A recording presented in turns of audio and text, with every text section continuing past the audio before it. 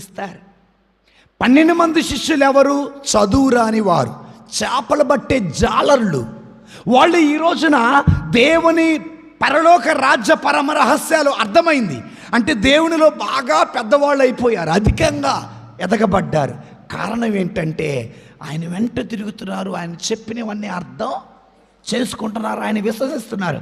ధర్మశాస్త్ర బోధకులు, పరిసయ్యులు, పెద్దలు పేదోళ్ళు అయిపోయారు దేవునిలో. ఎందుకు?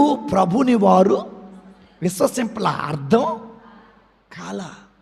కనుక ఉన్నవాడికి అధికంగా ఇవ్వబడినంటే, మరలా చెబుతున్నా, బైబిల్ చదివేవాడికి దైవ జ్ఞానం ఎక్కువ, బైబిల్ చదవనవాడికి ఇంట్లో బైబిల్ మాత్రమే ఉంటుంది.